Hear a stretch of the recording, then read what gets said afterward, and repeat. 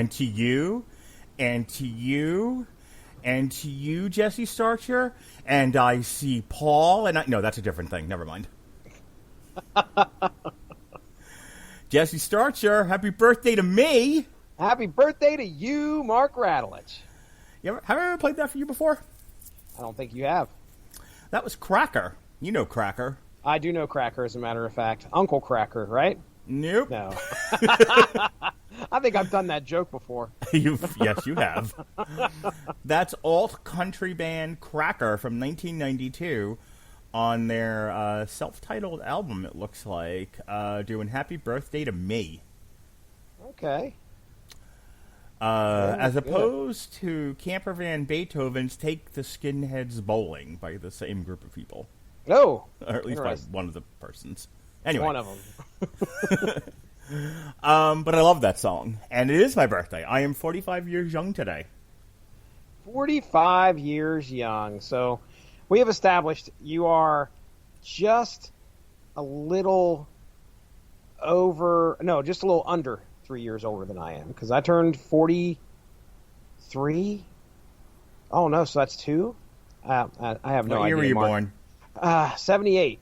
So I'm 43 now? 2 years apart. 3? 2 years. Yeah. 2 years. 2 years. 2 years. 2 years. Oh, yeah. So there you go.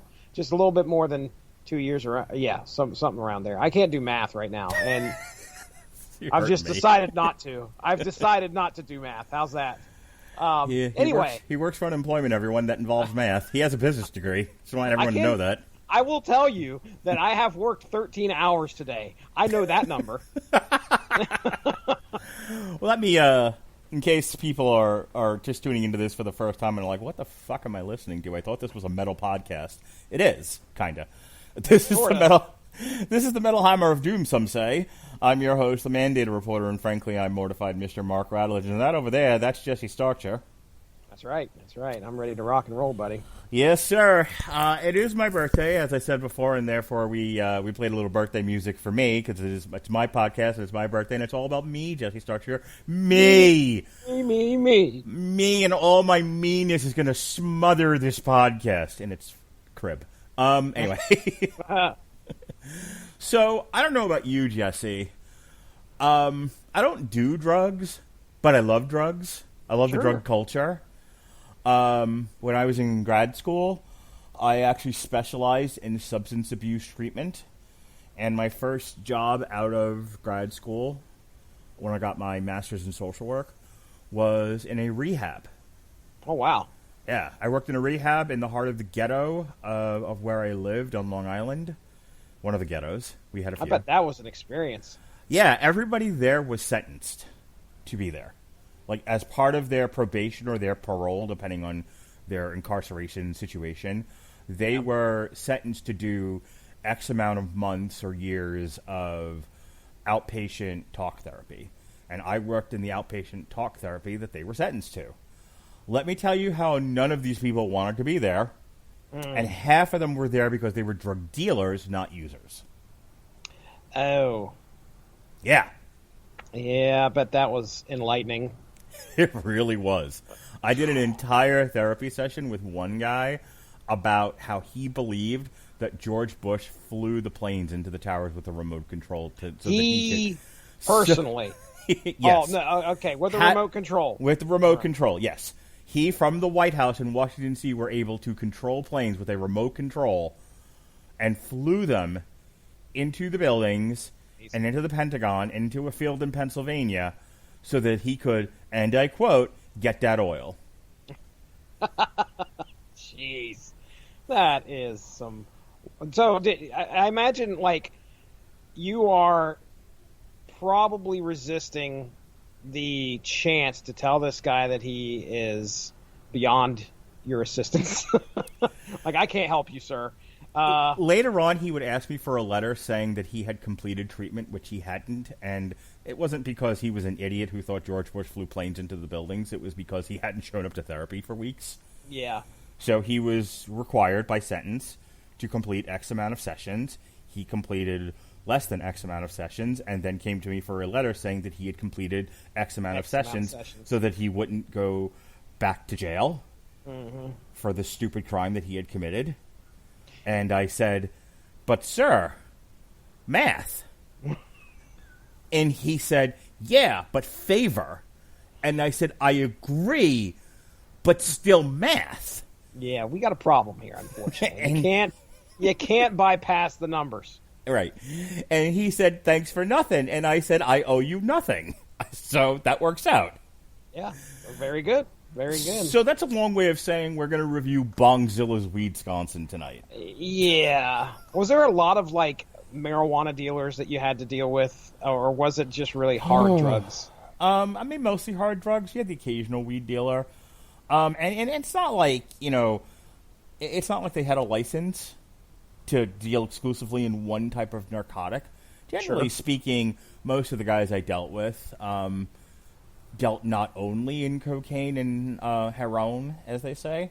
Heroin. But also a little bit of the wacky tobacco. Okay. This was, by the way, before this was the early 2000s, so this is before, like, people started pilling themselves to death with opiates. This is the big wave of fentanyl started to drown lost souls. Mm-hmm. I love drugs, though. I loves them. I love drugs. I love drug music. I love drug movies. I love the drug culture. I'm steeped in it, in a weird way, but still steeped in it. And so I had never actually heard of Bongzilla before.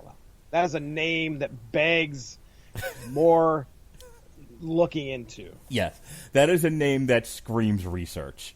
Yes, it does. Definitely worth a Google. Oh, Googling. Oh, you ever go do a little Googling with your finger? I Google every once in a while, probably every day. And some say that might be a little too much, but I'm a Googler. I Google till my hands turn hairy. Well, to my palms. Oh goodness, that's you shouldn't do that.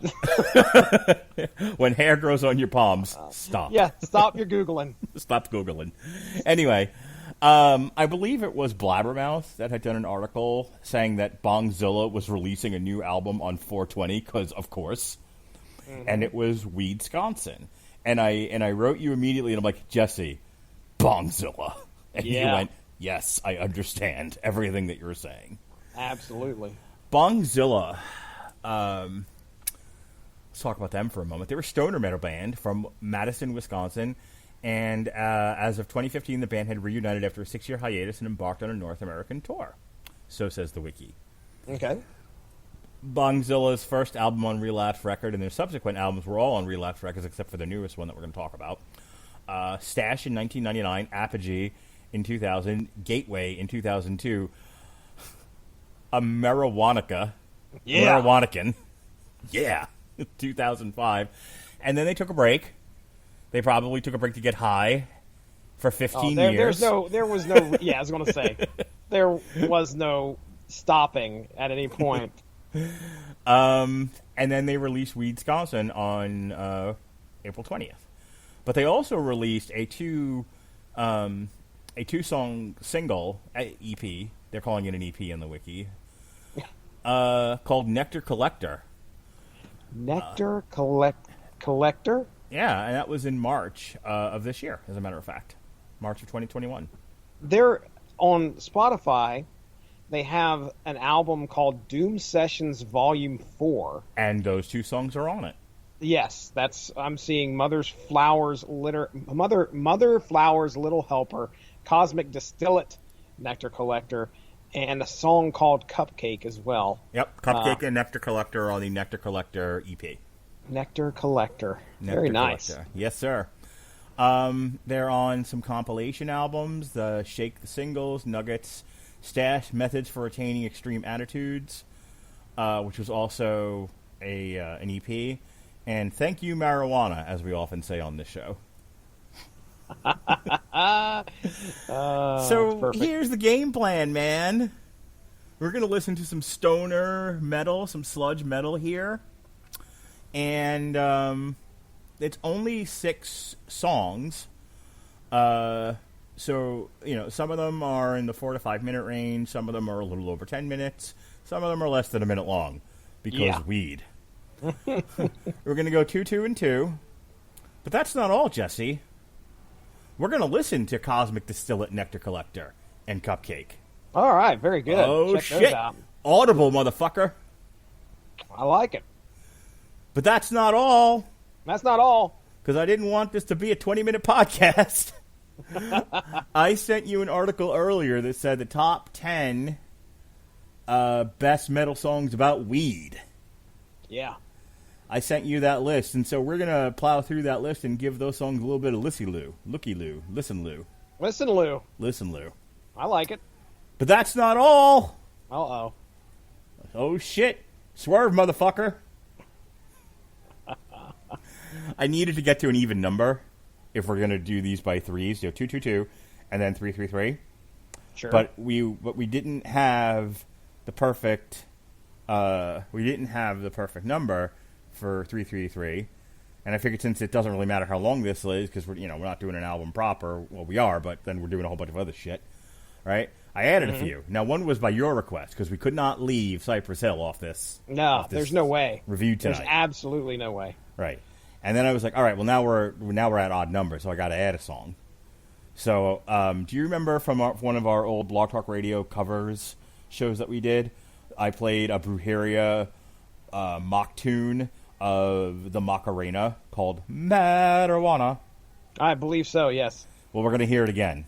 All right, that's because good. if you haven't heard it first, it's new to you. Listen, and if you've been partaking in the wacky weed, you may have forgotten. It's okay. It's true.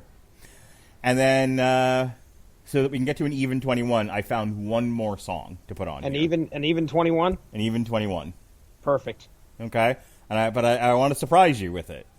Okay. Because it's got one of them wacky titles. Oh, good. I can't wait. You ready? I'm ready, man. First off, light it up. Pass it along. Yes, Let's sir. see what we got coming. What do you got? What is it? Puff puff hit. Puff puff hit. Puff puff pass. Puff puff pass. Yeah. It's something else, but puff puff pass indeed. All right, Jesse. Here we go. And for all of you out there in TV land who are listening to this podcast, I said what I said. You said it. We're going to get to our review here of first Bongzilla's Weedsconsin. So here we go with our first 2 tracks from this 6-song album. First song is Sunday Driver, spelled incorrectly, and Free the Weed.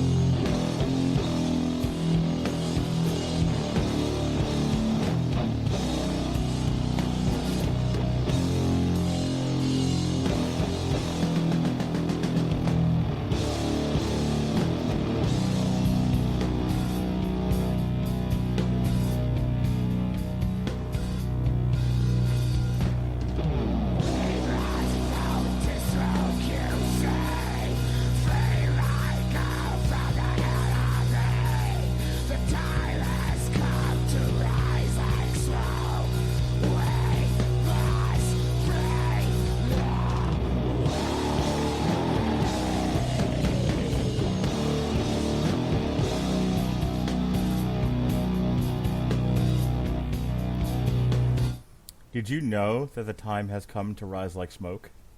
We must vote to smoke, you see. Boy, oh boy, that is some definite stoner metal right there, man. Yeah, I was a little taken aback by the vocals. Yeah, the vocals are different compared to what I'm used to hearing. They are really scratchy and obviously harsh. So it can kind of take you by surprise if compared to what you probably listened to in the past. But yeah, man, it's that first song. Right out the gate, we're hitting some real slow, plodding riffs, and it's a normal length song. It's only 4 minutes and 32 seconds, which is, compared to the rest of this album, this is all over the fucking place. Yeah, it's like this. It's the second shortest song on the album, if you want to count track 4 when we get to it as a song. But it's Sunday Driver. I mean, you can't beat. It's not Sunday spelled Sunday. No, it's Sundae, which is great. And Free the Weed. This obviously has an agenda behind it. That's not obvious or anything, but you can see that they're trying to get the word out. I was just I brought up the lyrics to this song, actually all the songs, which is pretty interesting because they posted it. I was trying to find a date. This is on the obelisk.net.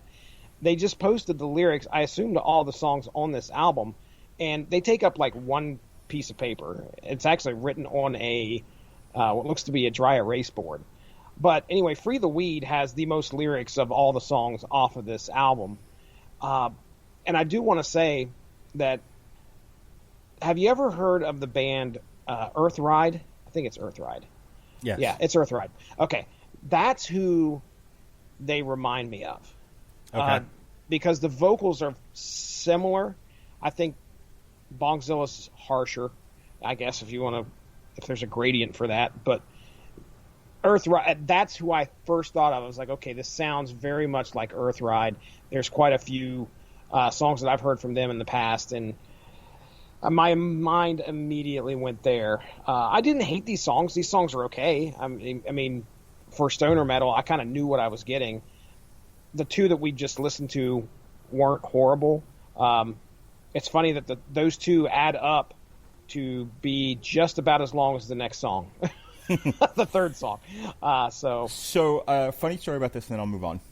Yeah. My dad has been having problems with his hip for a really long time. Like I talk about, I talk pretty openly about, my battle with cancer since the beginning of 2017. New Year's Eve, as a matter of fact, 2016, before I actually knew I had cancer, but I did. And I talk about, like how much pain I've been in and all this other stuff, and intermittently being sick and all of that. You hear somebody else talk about like what they're going through, and you kind of reflect back on your own stuff, and you go, "Oh, shit, we're all in pain, aren't we? To one degree or another." So, like my dad, who's in his 70s now, and he's been talking about like, and I guess because I've been so sort of just dealing with my own stuff that I hadn't really been listening when he would talk, and then it just kind of like something in my brain just clicked, and I realized he has been complaining about his hip for a really long time, and he has had a lot of the same struggles that I've had in terms of doctors not knowing what's wrong with you. Yeah. Like they kind of have like a general idea, and they try some things, but then when they don't work, they're like, I don't know. Yeah. And so let's try something else. Yeah, and so like my dad's not a pill person, and my dad's no mamby-pamby, I'll tell you that much. But he said it hurts to walk, and it's hurt for a really long time. So long story short, too late. He tells me, hey, take a day off of work. I need you to take me to the doctor. I'm going to get a shot in my hip, and then I'm not allowed to drive for 6 hours. I'm like, oh, okay. So almost a week ago now, I pick up him, him and my mom drive to my house, and then I take him to get his shot, and it's the day before the last day of school. And my wife had something to do that day. I don't remember what. But she was like, "Can you pick up the kids?" And I'm like, "Yeah, as soon as I'm done with my dad, sure." So I'm out. So he goes in to get a shot. He comes back out, and it's now just about time for me to pick the kids up. It's a little early, and I'm like, I'm just gonna go sign the kids out of school. It's the day before the last day of school. They're not doing anything, so I go get the kids, and the whole time my parents are in the car with me, I'm listening to the Jim Cornette podcast. Okay. And Jim Cornette, he swears. Yes, he does. A lot. Yes, he does. But my mom doesn't care what I listen to. She's heard worse. And my dad's, like, on his iPad. So, occasionally he would kind of, like, stop from his iPad, look up, and go, "You still watch wrestling?" Yeah. Yup. Or he would hear Jim Cornette complain about something, and he'd go, "Is that true?" I'm like, "Yes, everyone looks the same in wrestling now, Dad." Like, why do you watch? I'm like, "I don't know." Like, it's kind of why I sent you that GIF earlier of the "I can't quit you." Yeah. We clearly watch so we can hear Jim Cornette bitch about it. Yeah, you're not wrong. So there. we gotta understand. So I kept it on, and I go to pick up my kids, and I throw them in the car, and we're going to go to lunch now, right? But I kept the Jim Cornette podcast on because my kids have heard it before. They've heard me swear, they've heard him swear, they've heard swear words. They know they're bad. They know that they can't say them. Don't say them. Yeah. Right. And it's not like he's describing like hardcore sex or anything. He's talking about wrestling. He just happens to say fuck a lot. Yeah. So so it's like, all right, whatever. I don't care if my kids hear it. Weirdly enough, though, I have, like, kind of yelled at my dad occasionally for cursing in front of my kids, like, as if somehow that's different. And I bring that up because he brought it up. Because he's got the whole... I am going somewhere with this. Okay. And it absolutely relates to Bongzilla for those listening to this podcast going, "Holy shit, dude, I just want to hear you talk about the album." But hang on. They have gone and got their second round of munchies already. So. Yeah. I'm hoping people are high while listening to this. Anyway, so he's listening to Jim Cornette. He acknowledges the kids are in the back seat. We're driving to Mel's Hot Dogs. And he turns to me and he's like, "You've bitched and complained at me for cursing in front of your children. Oh, Meanwhile, you've got this asshole playing on this podcast with your children in the back seat in their impressionable ears, and you don't think that's wrong? You don't think maybe you should turn this off?" Man. Set you straight. Yeah. And I said, "You know what, motherfucker? You're right." I may or may not have said motherfucker, but I was definitely thinking it. Sure. And I was like, all right, bitch. You want me to turn off Jim Cornette that I was perfectly happily listening to and the kids were perfectly happy to ignore because you don't like the fact that I said don't curse in front of my kids? Oh, no. What Fine. did you do this, man? What did you do? I have a feeling that you, turned on some metal. I did. Of course You're you so did. smart, Jesse. Oh, I bet man. you work in business. I was like, yes. Yeah, I'm so passive-aggressive. You were like, "You want me to turn it off? Fine, I'll fucking turn it off. No problem. I'll put something else on that everybody here can listen to." And my father's like, "That's not what I meant. I didn't say you needed to turn it off. I'm just saying, don't you think that there's, a cognitive dissonance thing going on? That, you're okay with this but not okay with me? As if somehow, hearing it on the podcast is okay, but hearing it in real life is not okay?" And I'm like, no. I wouldn't want to upset you or the children. No. Won't someone think of the children? So I put on Bongzilla. Nice. Well, he probably had no idea what they were saying. No. And he hated it, and he hated me, and I'm pretty sure he questioned why he had children. And he said this wasn't necessary. I don't need to put this on. And I'm like, no, clearly I do. Because you complained. I don't want to hurt the sensitive ears, and I don't want, yes, exactly. So instead I put on the stoner rock band screaming at the top of his lungs in a scratchy, unintelligible voice about weed. Mm-hmm. Because I'm a dick. Old man. Take that, old man, and your stupid hip with the shot in it. Ask me to do you a favor again, will you? I believe it was Alexis Hana who said on a recent podcast that I'm a dick and she's not wrong. All right. So Bongzilla, everybody. It's good for the It's good for the children. It's good for you. Yeah, good for your parents. Absolutely good for my parents. Oh man. Are you ready to hear some fucking space rock, Jesse Starcher? Oh goodness, take me out to space, brother. Oh my God, Jesus on the. That's a different band. Different. When we come back, I got to ask you if you saw like the new tour dates for Clutch. By the way, you sent them to me, so yeah, we'll talk about it. All right, so here we go. Space rock and the Weed Eater. Yeah.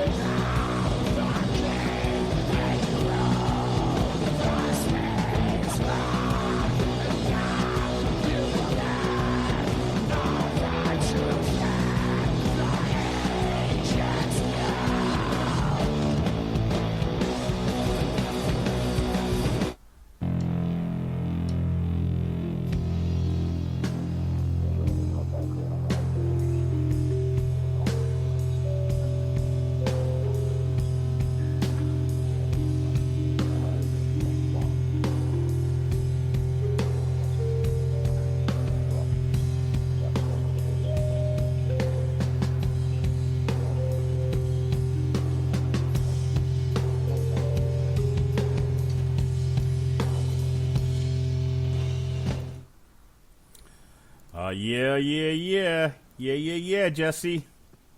Bow, bow. I don't get high. But when I did, thinking back on the few times that I have, and the times that I have, I can count on one hand, on marijuana. Mm-hmm.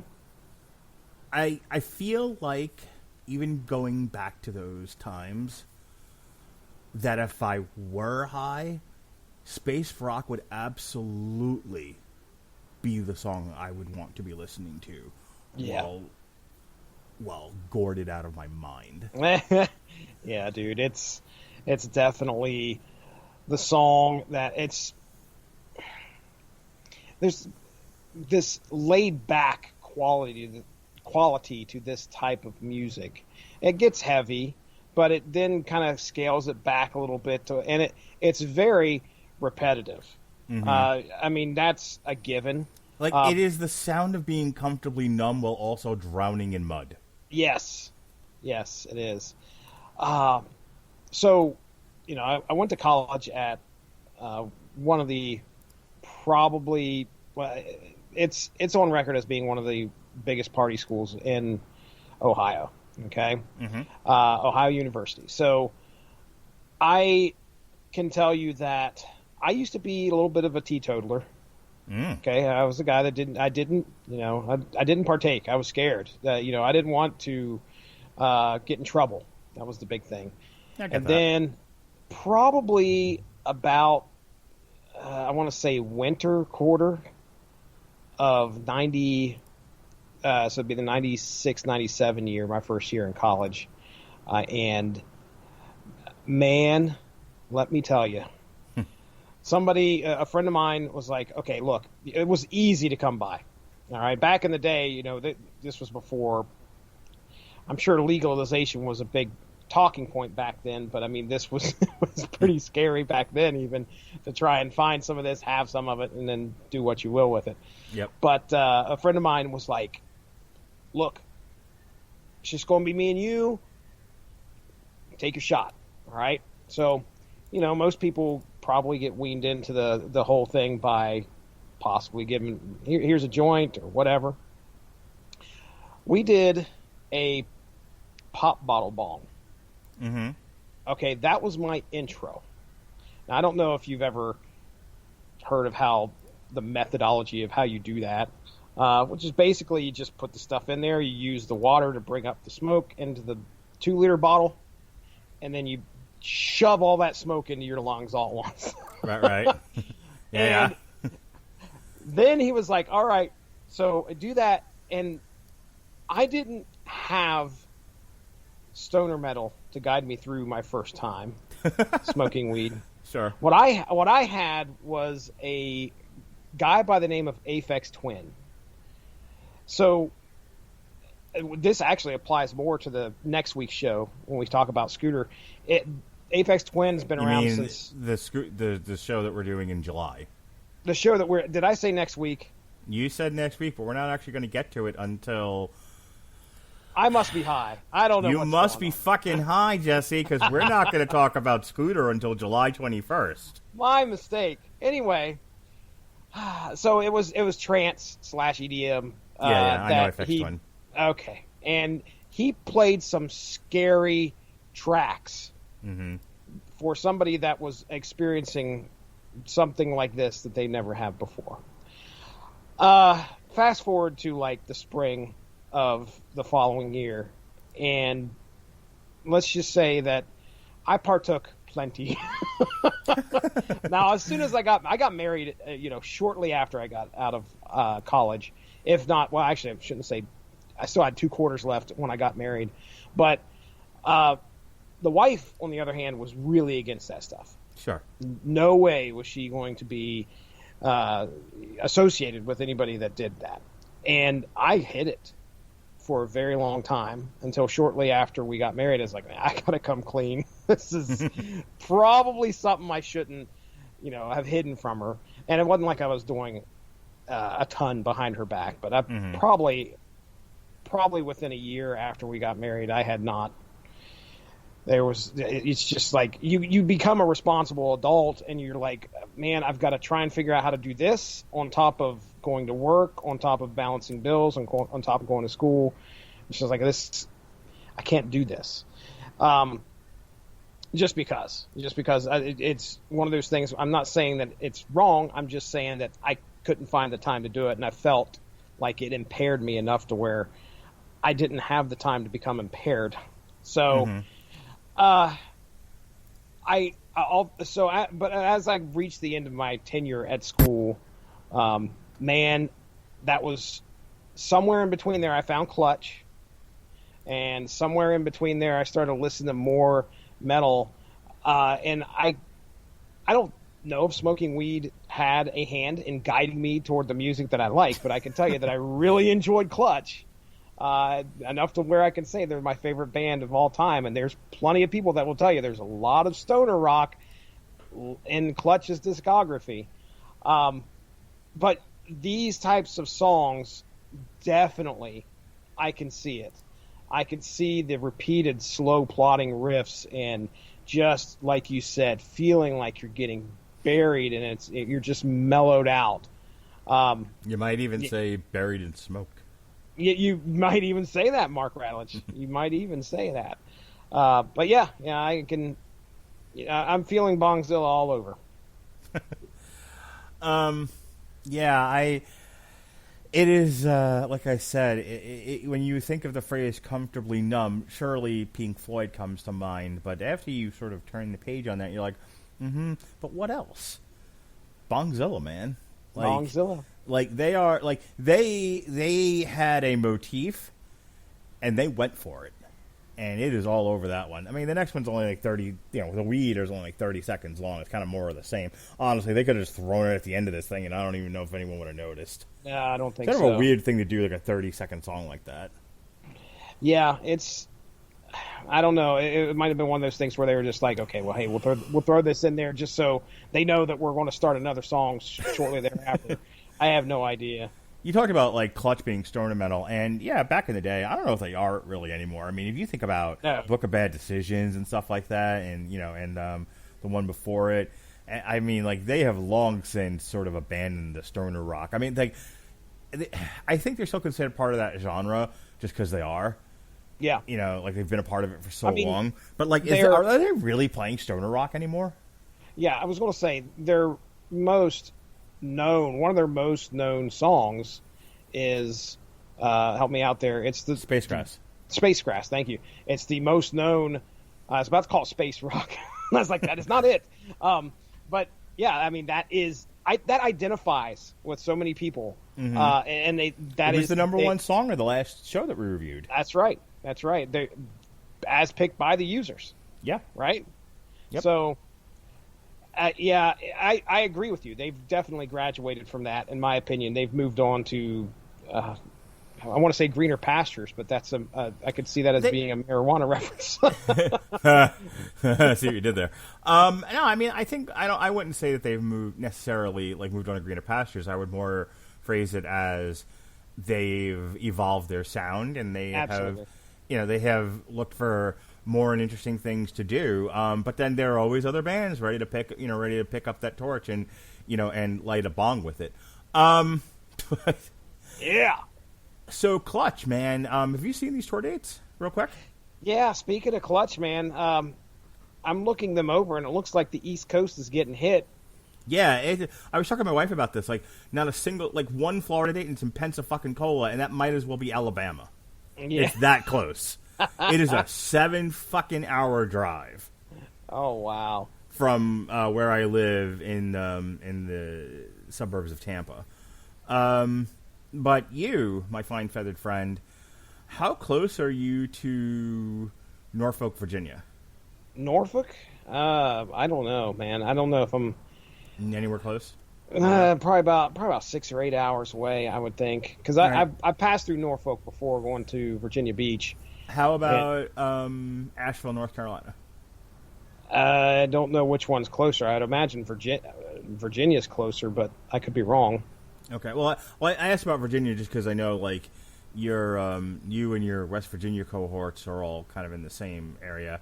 And I know one of our good friends, Ronnie Adams, he lives somewhere in North Carolina, right? Right. That's what I'm saying. Like, I didn't know if I'm not looking at a map right now. Asheville. I didn't know how close Asheville was to, like, Ohio, where you live in Ohio. I know you're nowhere near Tennessee.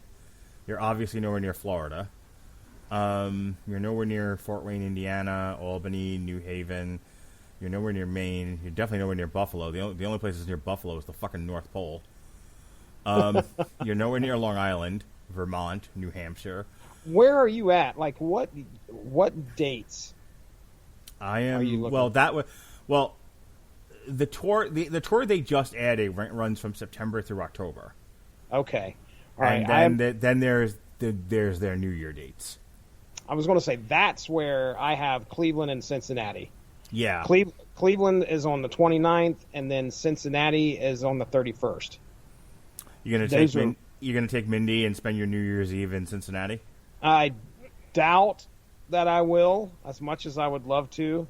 I don't think she would be too into it. Would she let you go? Would she let you go to a New Year's Eve show with one of your kids? I don't. Or with a buddy? It'd be I mean, if we had tickets and I was like, hey, we got to go, I'm sure she wouldn't throw a fit. So that would be some stuff, man. Hitting that on a New Year's Eve show. I've done it. I imagine that'd be a lot of fun. It was. I want to say I saw Clutch New Year's Eve in Jersey. I saw them with Chuck Where Are You? My good. He's no longer known as Chuck D. He's just Chuck Where Are You? Chuck Where Are You? My buddy Chuck from back in the day. We're not kids anymore. I want to say it was probably in that Sayreville show. On December 28th, I want to say it was probably that ballroom, Starland Ballroom. No kidding. Yeah, I know I was at a New Year's Eve show. As a matter of fact, I'm a fucking idiot. Yeah, Clutch, New Year's Eve, 8 p.m. at the Trocadero, Trocadero. And you know how I know that? The fucking poster. Right there? No, I have the fucking poster on my wall. Nice. Yeah, it was Clutch and High on Fire New Year's Eve. I remember, I want to say my first wife got me this. It was one of the only things about my marriage to her that was positive. Was she got me a framed poster. It's a really nice framed poster. It's one of the few things I have from my first marriage that I've hung on to. Wow. It's hanging on my wall right above my computer. That's pretty cool, man. Yeah, it's also one of the few things that a child would own. That my wife has allowed me to decorate the house with. Okay. Yeah, man, I have a Christmas present that I got from my in-laws this past Christmas of me done up as a Simpsons character. Nice. I have the Rebel and Empire insignias on painted canvas that I got from my brother-in-law as a Christmas present. I have a framed picture of Bourbon Street from when I went to New Orleans. I have 3 pieces of art from Benjamin J. Cologne. Oh, yeah, yeah. From Long Road to Ruin, the Dark Knight one of me and my family as Dark Knight villains. Me and Baby Bane, and Baby Bane, and Catwoman and Little Catwoman, and Robert Winfrey. Robert Winfrey is Two-Face, and Sean is the Joker, Sean Comer. And That's then, good stuff. yeah, and then I have Batman the Animated Series of me in the Robin shirt and Sean in his Mass Effect sweatshirt standing next to Batman. Nice. And then finally, I have a signed Flash Gordon poster that Alexis Hana got me from one of the times she went to. Yeah, I remember that. But anyway, I just kind of went through all that because my wife wants to redecorate the house, and I was like, yeah. I was like, what do you want to redecorate the house with? I'm like, movie posters. She's like, you're a fucking child, and I don't want to talk to you anymore. So Clutch. So where was the Trocadero? I feel like that's Jersey, or maybe Philadelphia. It's fucking Philadelphia. That's where it is. Philadelphia, Pennsylvania. Yeah, man, Filthydelphia. Nice. So you should convince your wife that you shouldn't have to spend New Year's with her. Well, yeah. Sorry, babe. There's a Clutch show to go to. I mean, Cincinnati's a little bit closer. It's I think it's 2.5 hours, while Cleveland's about 3. Mm-hmm. So I'm sure that if I was to, I've been to, well, no, I've never been to the Icon Music Center, and I've never been to the Agora Theater and Ballroom. So, yeah, they're hitting some that's some probably bigger venues than what I'm used to seeing them in usually. Really? You think so? Well, yeah, I mean, I've seen them in some stuff in Columbus that was in Huntington, West Virginia. Mm-hmm. There was a club down there that, I mean, it was like the thinnest building I've ever been in, I swear. Like, it was really, really long, but extremely thin. And these guys, Clutch was up on stage. This was just after Elephant Riders hit. Mm-hmm. And, I can remember small venues. But, of course, we're talking mid-'90s to late 90s Clutch when that was going on. So it's been a while since I've seen them in a fairly, well, if I've seen them in a very, very big venue at all. So I'd have to take a look at it, but yeah, man. So yeah, you're hopefully they'll add something that maybe will get closer to you. Yeah, I don't know. We're supposed to do a camping trip in September. Mm-hmm. I'm gonna try to convince my wife that we should drive out of the way, even though there are much closer places to camp. We should drive 7 hours so that I can drag her and my kids to a Clutch show. Jeez. I'm gonna try and see what happens. Should go over well. She likes Clutch, so it might happen. All right, man. Last two tracks of this here Bongzilla album that we've not talked about for the last 10 minutes. These tracks are called Earth Bong, Smoked Mags Bags, and then the last track is Gummies.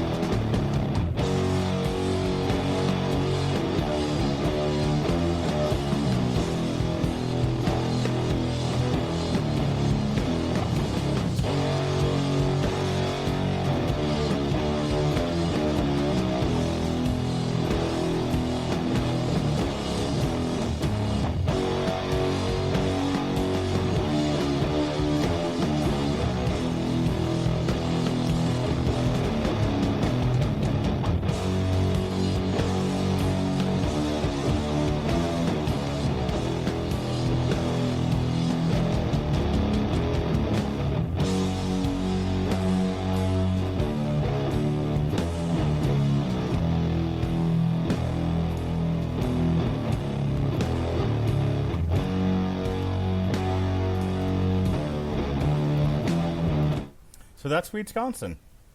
Weedsconsin, baby. Let me tell you, if you want to freak somebody out who's high off their ass, all right, you play Gummies, all right, and as you're listening to the beginning of that track and towards the end, all of a sudden there's like just laughter out of nowhere. Mm-hmm. All right. It fucked me up because I was like, is that my computer?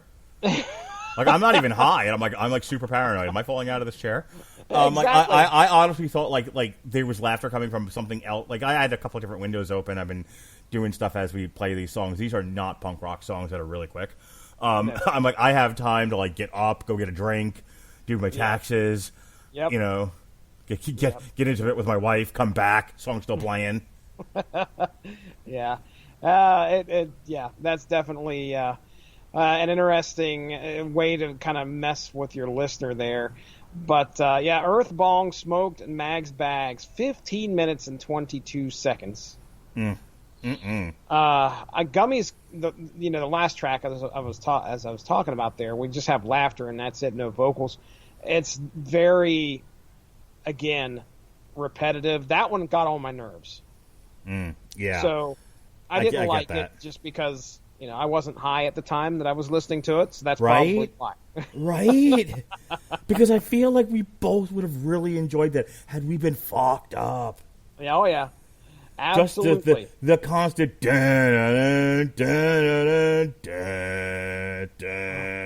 an hour later. It's funny because I can remember in my days at OU, time definitely took on a different meaning when I was messed up. My buddy would go and he'd be like, "Hey man, what's up? I'm going to go get something from the vending machine." So he would go downstairs. Vending machine was downstairs. We were on the second floor. So I'd be sitting there, and then time would pass. I'd talk to a few people or do whatever. And he'd come back, okay? I'm guarantee you it was probably like 10 minutes. That's all. But when he'd come back, I'd be like, "Dude, you've been gone forever." Like a dog. Just no. Where have you been, No conception of fucking time. Dude, you've got to, next time, tell me when you're going to be gone that long. So time takes on a different meaning for me anyway, so I could see 6 minutes of gummies going by probably, it may feel like an eternity, but either way, it'd be something fun to listen to. So real quick, it's so funny. My wife and I went on a date. You should date your wife. Okay. Men out there that are listening to this podcast. Nobody married listens to this podcast. No, I was jealous when I saw you guys went out and had your own little fun time. I mean, I don't do that anymore. I haven't had a chance to do that in a long time. Yeah, well, you live in the communist state of Ohio. I understand. But we here in Florida, where freedom rings true and free. Freedom rings free, baby. Freedom rings free, and so does the coronavirus. Yes, sir. Where we've, tamed it. Tamed it, domesticated it, and used it for farming. In any case. Farming weed, as a matter of fact. Goddamn right. America. My wife and I went on a daytime date. The other day we went grocery shopping. But before we went grocery shopping, we went and had sushi. We hadn't done that in a while. And, we have kids that are now old enough to leave home alone. Like, how old was Kira when you first left her home alone? She's probably about 12, I think, 12 or 13. I mean, Caleb, I just recently, I'm talking recently, he's 11 years old, just left the house. I was like, "Dude, I'm going to be going up the street. I'll be right back. All right? Don't burn the house down." Yeah. And that was legitimately maybe a 5-minute trip. But after that, I'd probably say 12, 13 years old or so. So Lily's 10, Jonas is 7, and we've been leaving Lily alone by herself for a couple of years now, because I was probably 7 or 8 years old. Yeah, I was pretty young. Yeah. Basically, if I could read and operate a phone, in case of an emergency, I could be left home alone. Yeah. And that's kind of the operating procedure for Lily. But, there was always a special consideration because she does have a younger brother.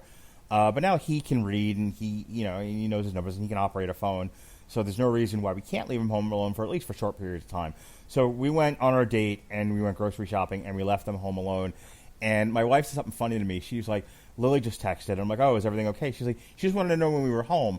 And my wife takes a beat, and she goes, "Lily, I don't think has an understanding of how time works.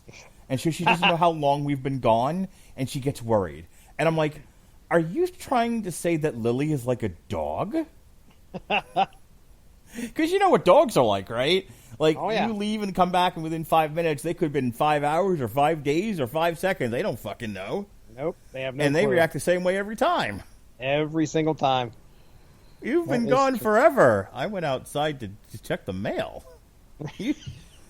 You've been gone forever. I was dead in a ditch. Yeah. Welcome back. Let me tell you all the things that's happened. Yeah. So my daughter, the dog, doesn't understand how time works, apparently. Real quick, I really like this album. In as far as what it was meant to accomplish. And that's it. It's an album for people who like to smoke dope and like heavy metal, and it accomplished the goal of being an album for people who like to smoke dope and like metal. I didn't ask for anything more. It didn't give me anything more. Yeah, I was going to say, you're going into this album and the name of the artist is Bongzilla. I wasn't expecting speed metal. Right. I wasn't expecting, just blazing guitar solos or epic storytelling. I'm kind of glad a lot of it was instrumental because that guy's vocals got on my nerves. Oh, yeah. Could you have imagined, 15 minutes of Earth Bong Smoke bags, and you've got more than half of that as his vocals? No. Just fucking no. It would have knocked me out of my high, I'll tell you what. Yeah, you wouldn't be able to handle it. It's scary. I mean, and that's not what's supposed to be happening here. This is supposed to be something you can sit back, light one up, and enjoy it. And I think they did what they were supposed to do. I agree. Light it up, smoke a fatty, slap your daddy. Come along. Wait a second. That's later. Before we do the second half of the show, I just want to remind everybody that one of our great supporters here is Grammarly. Grammarly, if you don't know what that is, they have AI-powered products that help people communicate more effectively. Grammarly helps you write mistake-free on Gmail, Facebook, Twitter, LinkedIn, and nearly anywhere else you write on the web. Grammarly corrects hundreds of grammar, punctuation, and spelling mistakes while also catching contextual errors, improving your vocabulary, and suggesting style improvements. So let's say you're fucked up, right? Oh, right? Yeah. Let's say you're fucked up. And you're trying to, write some shit, and you're like, squirrel, horse, shit. What? And what you were supposed to be writing was 7 years ago, our forefathers. And it came out like, dog, poop, squirrel. Uh-huh. Grammarly will be like, you're high, and push you in the pool, and will write it for you. Yes, that's exactly right. As a matter of fact, that's written in the selling points when you purchase it. Or I should say, you don't have to purchase it, though, do you? No, you can can download Grammarly today and check it out for free by clicking on the link in our description, getgrammarly.com/W2M Network, getgrammarly.com/W2M Network to download Grammarly for free. You can try it out. You can see if I'm lying. I am. But you can see what it really does. And it doesn't cost you anything. And if you like it, you keep it, you pay for it. You don't like it, you can get rid of it, and it doesn't cost you shit. I think it's worth it just to prove Mark wrong. So go download it. 30 days, check it out. And then, like I said, prove Mark wrong. Get back on here and let us know. Is what he said true? Are you fucking high? Know. I might be. Are you high, Jesse Starcher? I am high. I'm high. What is next? We're halfway through the show. What's up next? All right. Well, part 2 of this epic endeavor is Nectar Collector, baby doll. So we're going to check out the 2-song single that was also on Doom Sessions Volume 4. This is Cosmic Distillate and Cupcake.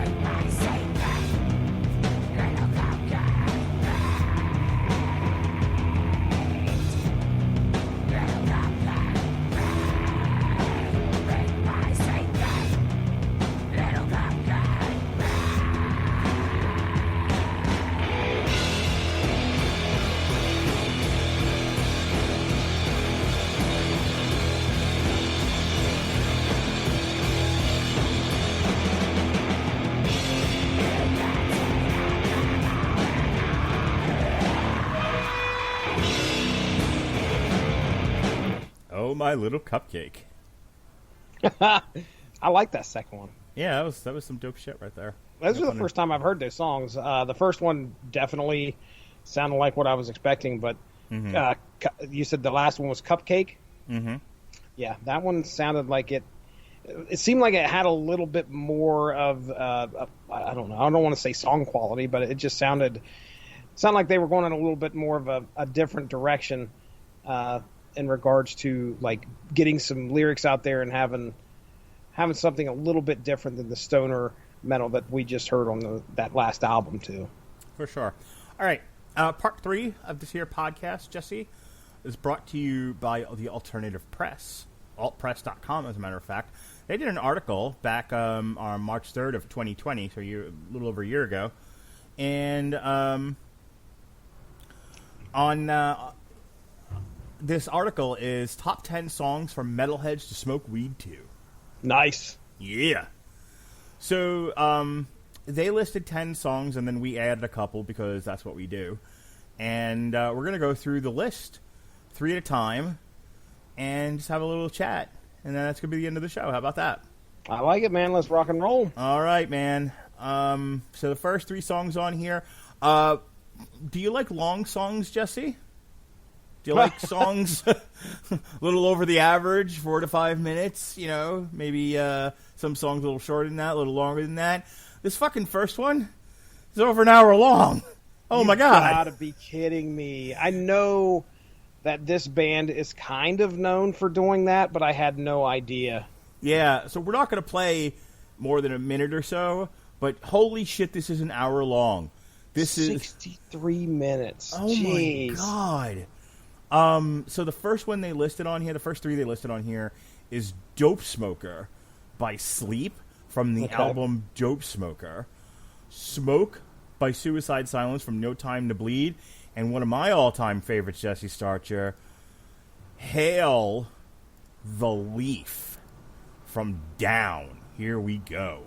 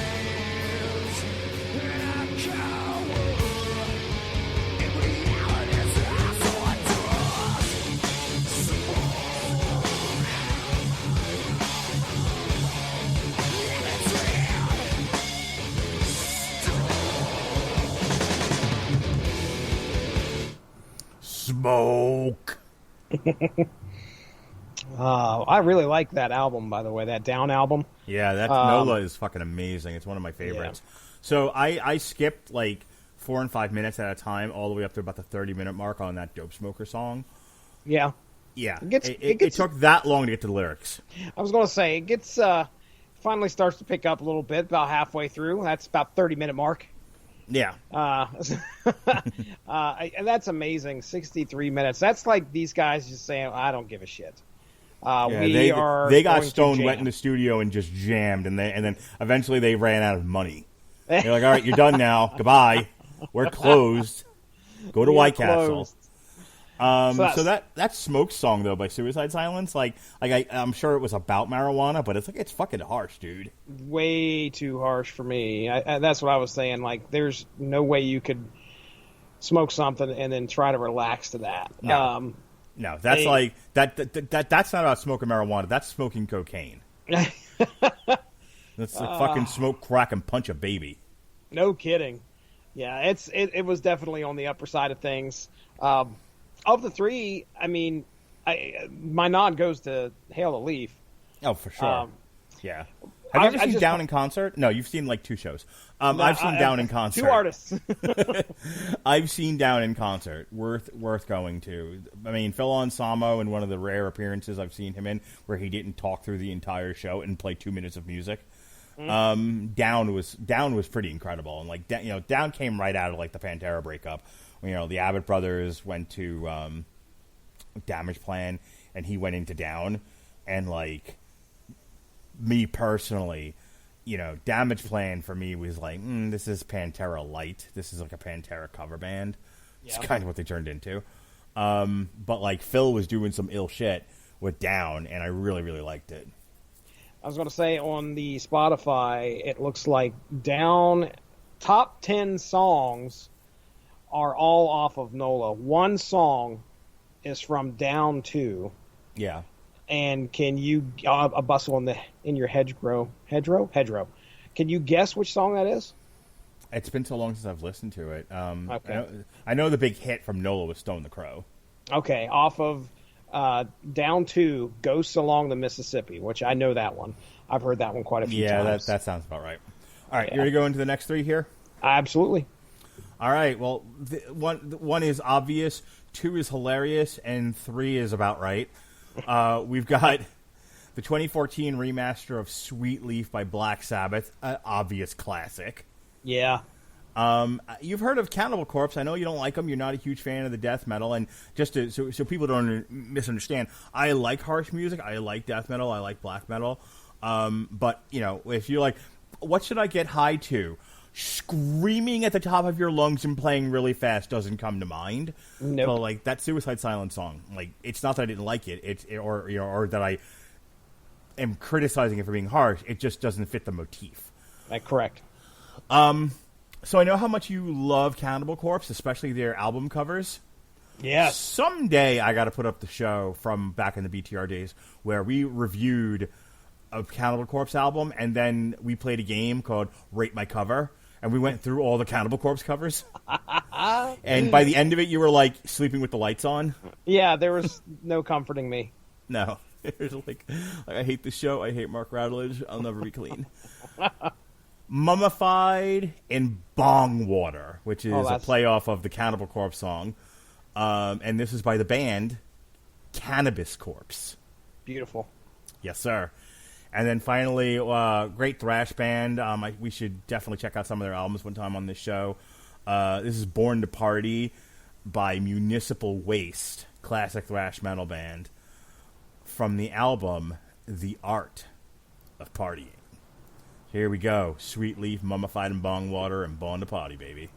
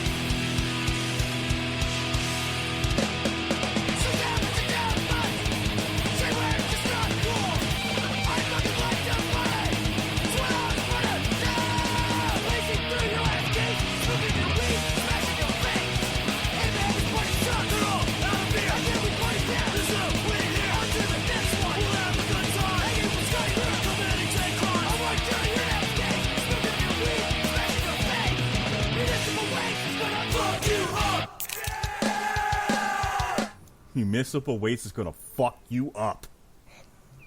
That's scary. My gosh. Born to party, baby. Woo!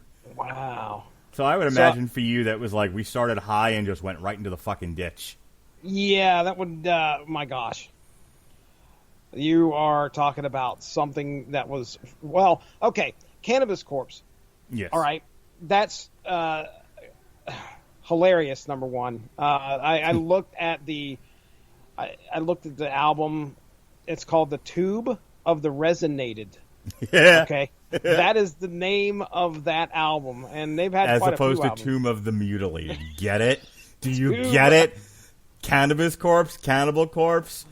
Oh, it's perfect. But I've never heard Municipal Waste before. So that was the first time I actually experienced that. How long is that song, by the way? Because the description of it made it sound like it was pretty short.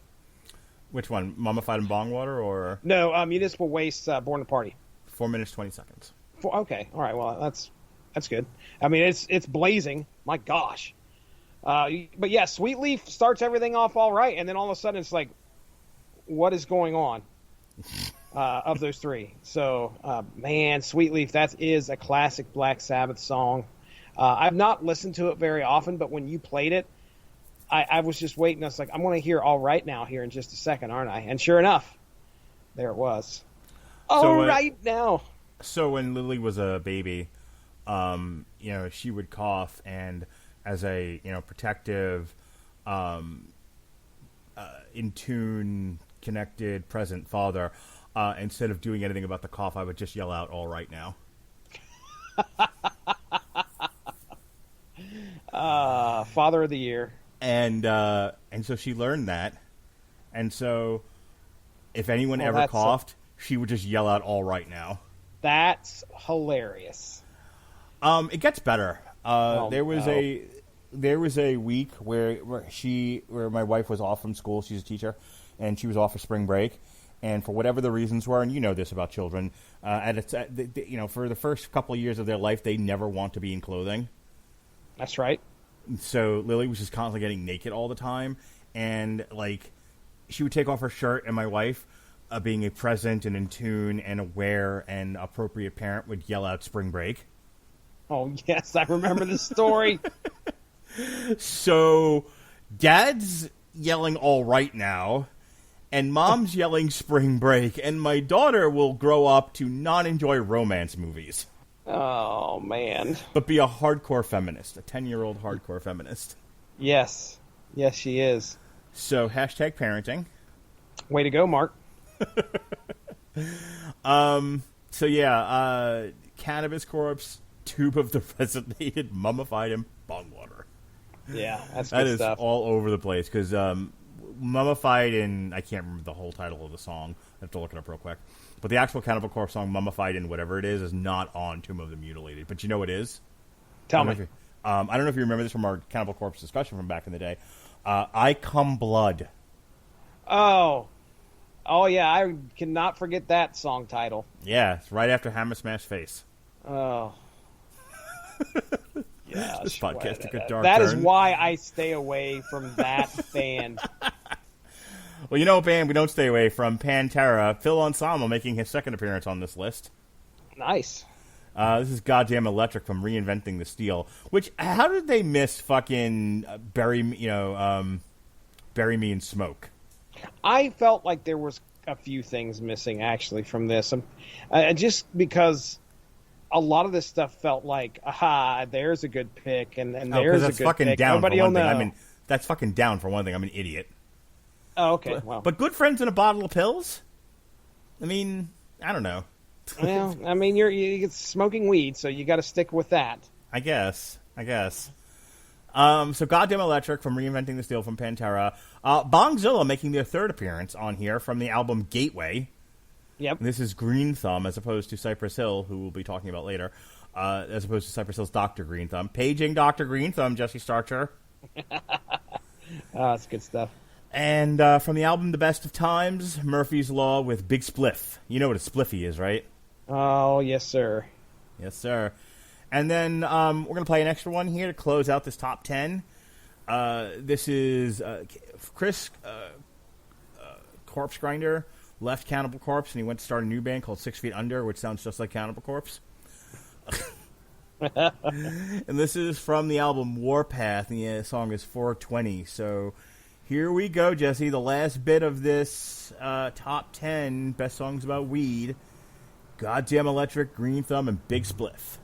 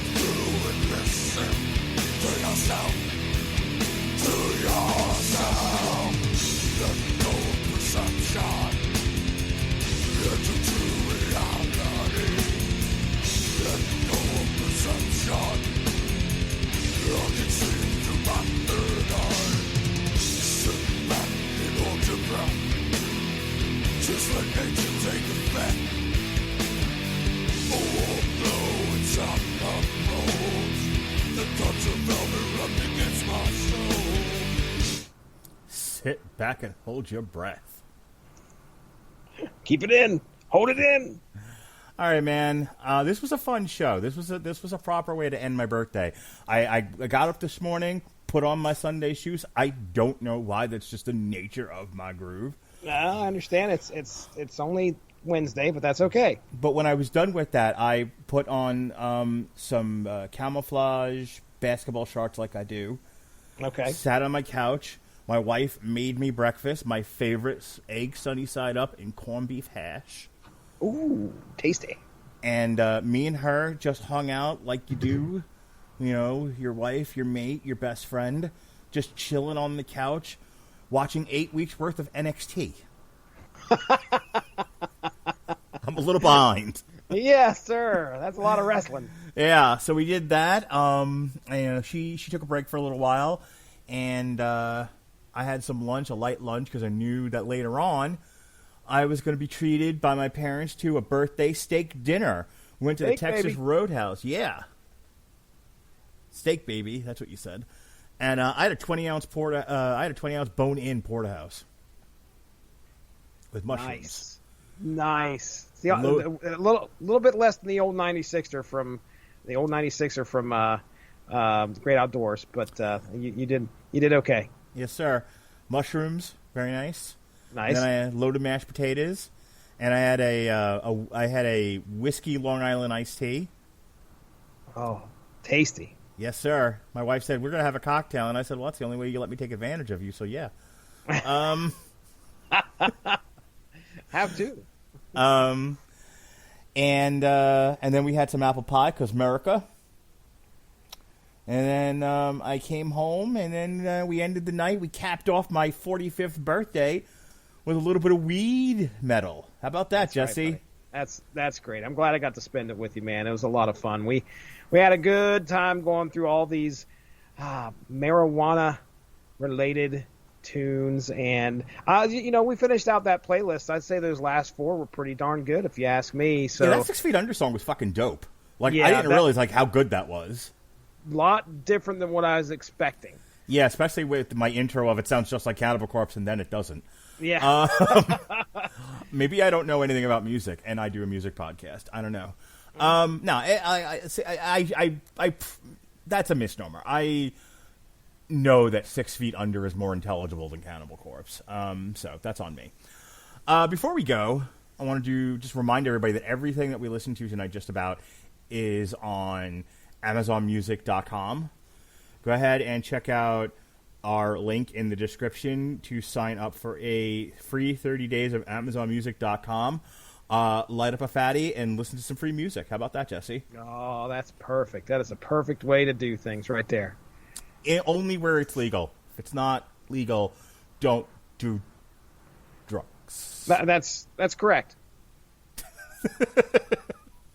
Fucking retarded.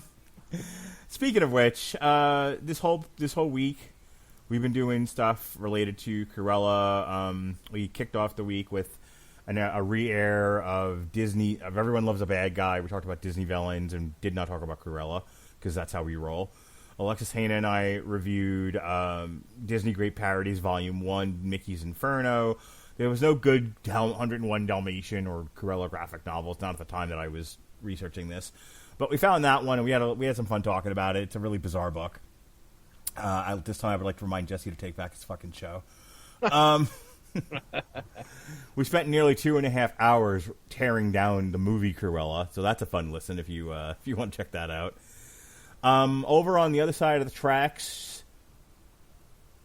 Robert Winfrey, Alexis Hana, and Jason Teasley are reviewing A Quiet Place 2. That'll be up.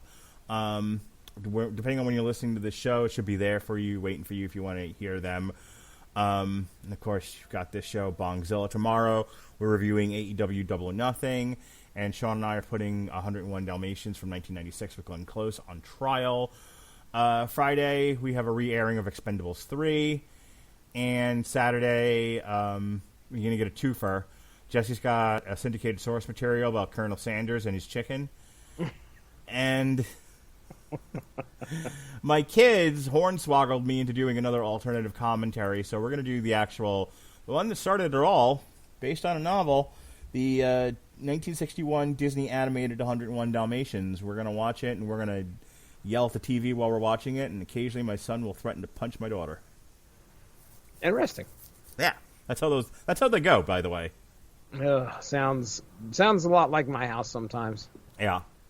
Jesse, I hear you have the most popular show on the network right now. Something about a little wrestling organization that went out of business a few years ago called World Championship Wrestling. Why don't you talk about that? Yeah, hey, over there on Unspoken Issues, Dean Compton and myself did an episode on WCW #1. Marvel Comics tried. Well, they attempted. They got 12 issues out of WCW in the early 90s. So we decided to take care of our review on the first issue. That's what we focused on. And, folks, I had a lot of fun putting this episode together. Chris Bailey chimed in.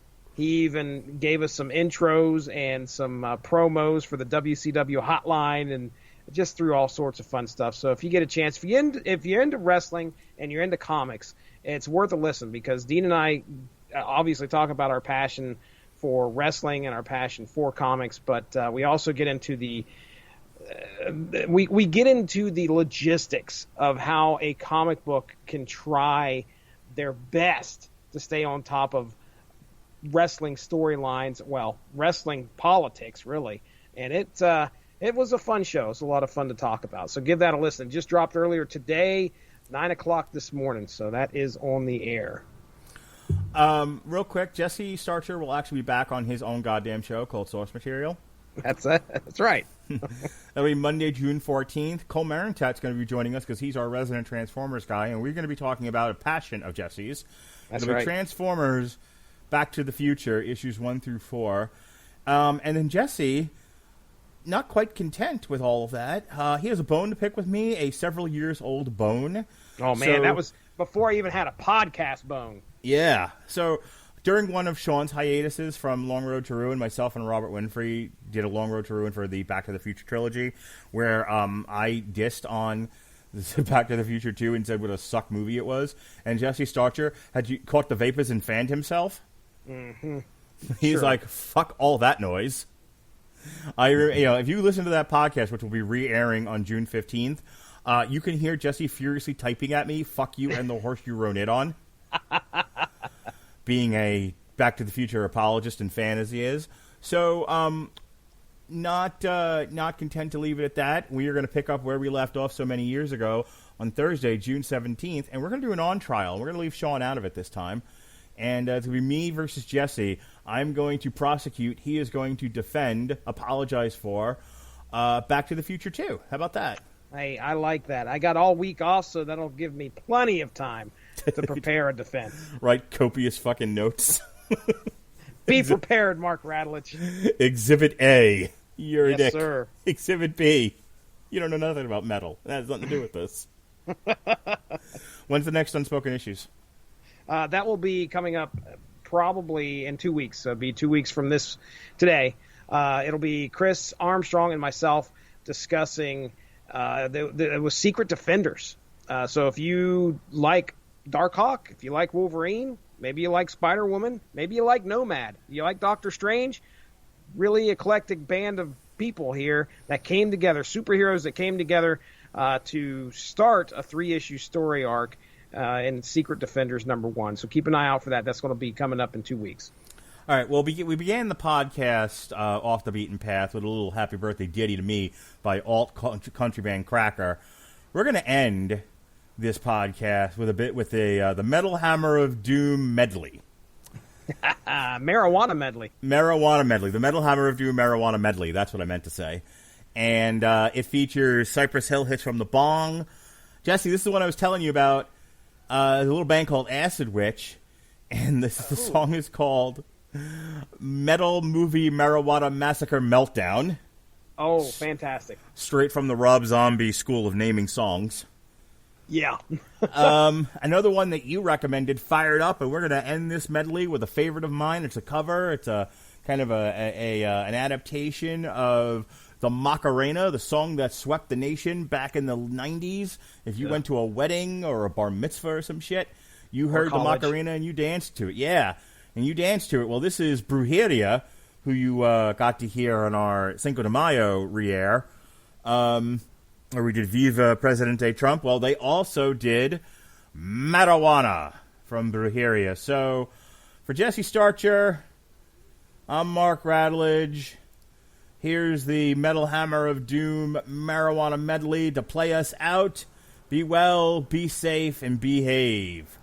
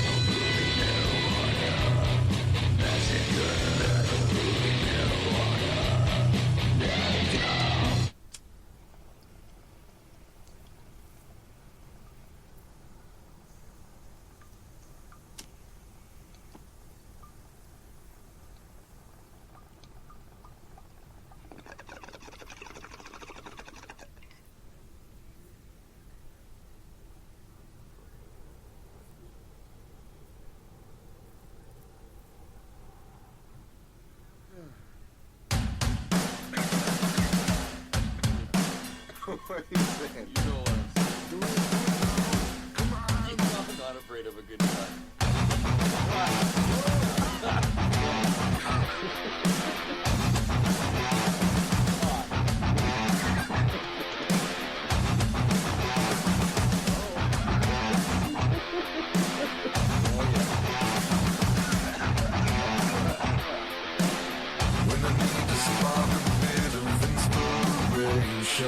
And the melody feels like it's trapped inside. All I need is a little bit of illumination, so the rhythm can no longer run and hide. Well, I take a puff from the leaves of the devil, and it carries me on to the other side. Fire it up. I like to fire it up, and it feels so right. Fire it up. 'Cause when I fire it up, I feel like serenity. Here's my